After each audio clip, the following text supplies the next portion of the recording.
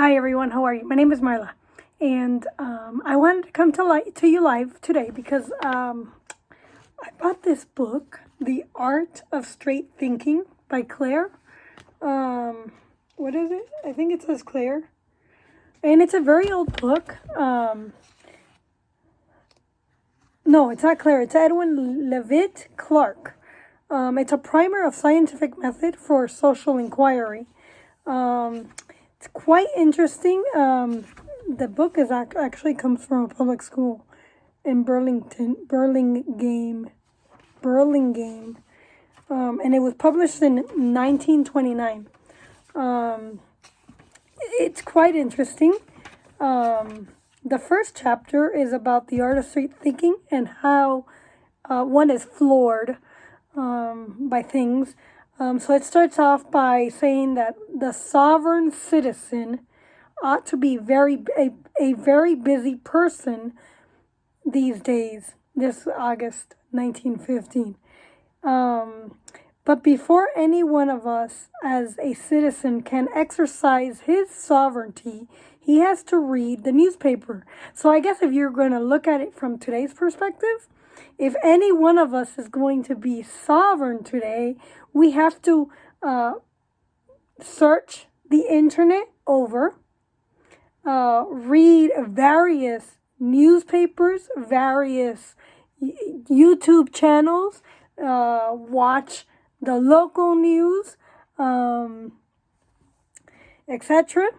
He has to find out what is the matter and what to be sovereign about.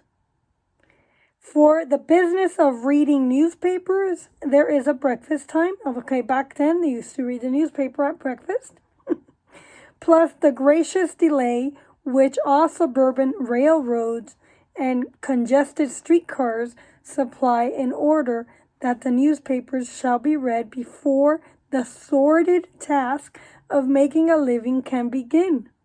So I guess in today's world, before we begin our day, we should read and take in the news and what's going on around us.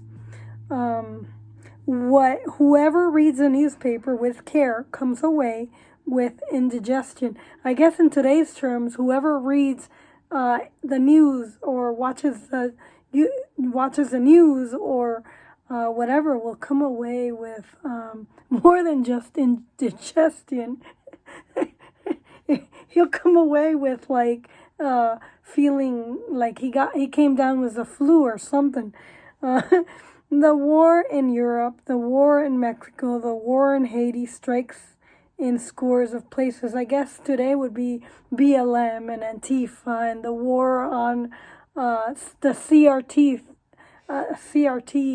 theory and the global reset and the Cuban protest and China trying to take over the world.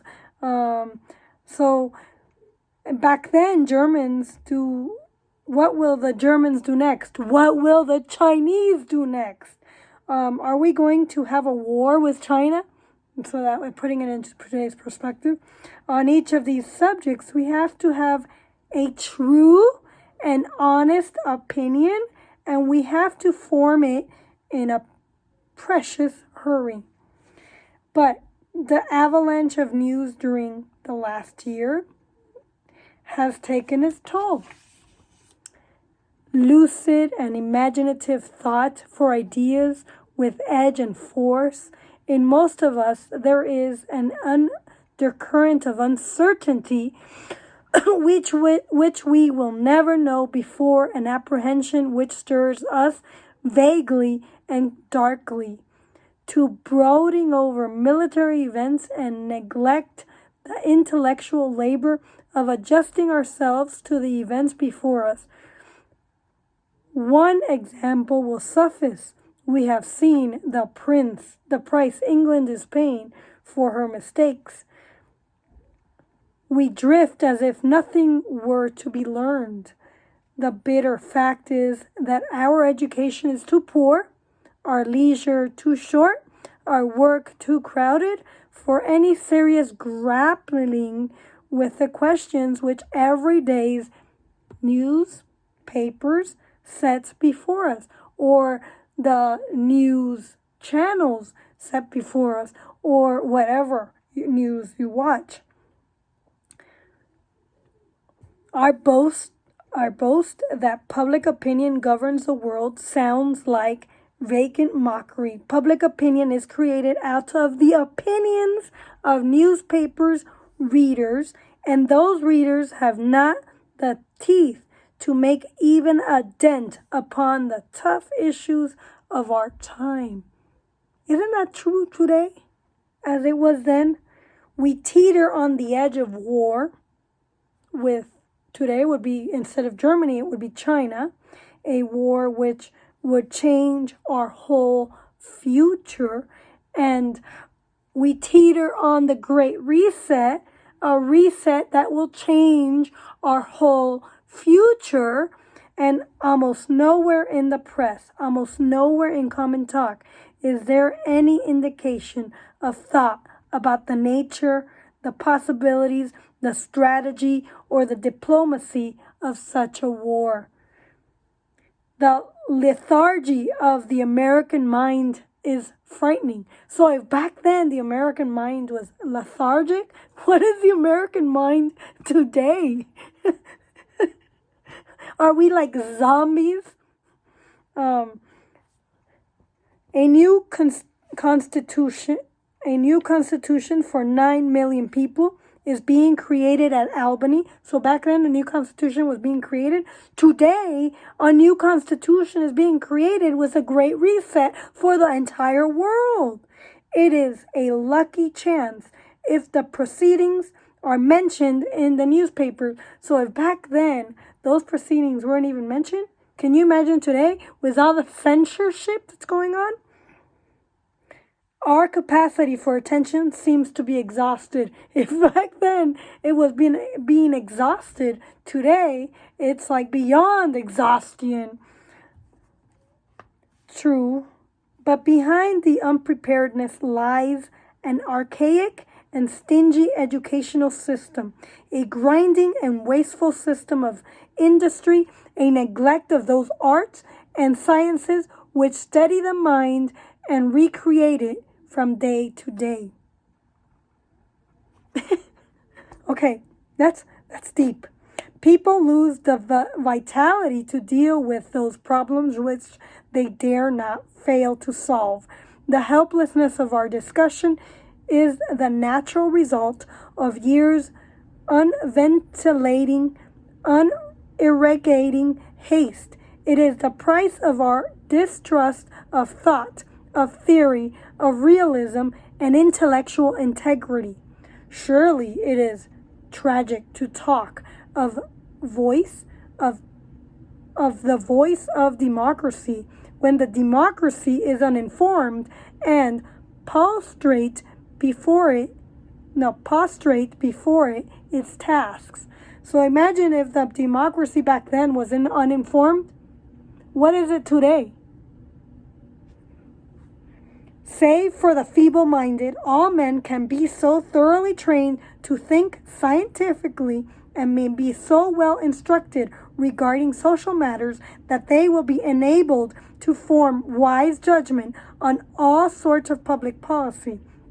This is the current view of many liberal educators. The third place, many publicists assert that there is no occasion for the people to try to think for themselves regarding social problems. It will be to their advantage to leave such important matters to those persons who are known as experts, specialists, and technicians.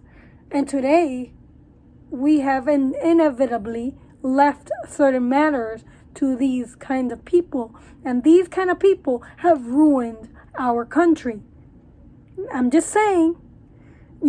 So it mentions another book, but I'm going to skip over it. Some persons will have to make public policy, and those persons will have to think clearly before there can be any notable improvement in man's estate. We have not heretofore possessed, namely, a carefully formulated statement of the methods of scientific thinking, prepared with special reference to the pitfalls which beset the student of social problems and to the means by which these pitfalls can be avoided. Since prejudice is an important obstacle to scientific thinking, which I will discuss in another video, its removal or reduction is basic to our study. The causes of prejudice are examined in the next chapter. I will share my snippet I have written out in my own words, the next chapter. A means of curing and preventing prejudice are considered in chapter 3, and I will let you know of that one too, how to cure it. So from now on, anyways, that was just a little snippet, and I will explain what it says in the next chapter because it's a little bit deep, and so I did have to sort of write it out. But anyways, comment below and let me know your thoughts of what you think of today's lethargy of people of thinking about the world. Let me know what your thoughts are on today's illiteracy and thoughts on the current state of our world, and how they're censoring us. They're censoring information so that we can't think clearly on the things that are going on. Anyways, I'd love to know your thoughts, and I hope you enjoyed this video. I got this book many years ago when I was studying logic. It was my quest to improve myself in the area of logic because I didn't have a formal background on it, and I didn't know how to think clearly myself. And that is one of the things that if you can't think clearly, how are you living your life? If you can't think clearly in America, our whole country is about thinking clearly and being a literate citizenry. Did I say that right? People who are literate enough to hold their politicians accountable. Because if you know, America is a country that we govern those who want to govern us. So let me know. I'm interested. And please like and subscribe and go shop for some books for your kids. If you're interested in hosting a party, please go schedule your party today, and I will help you pick the right books for your family to read and share with your kids. Our books are wonderful. We have something for everyone. We do not discriminate against any culture or group or whatever or idea. But if you want to know what are the right books for your family, you'd have to host a show.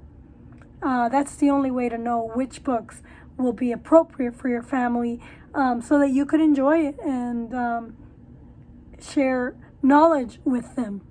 Anyways, k4699.myubam.com, k4699.myubam.com, and shop for some books today. Thank you for watching, and share this video, like and subscribe, and share my shopping link too. Thank you.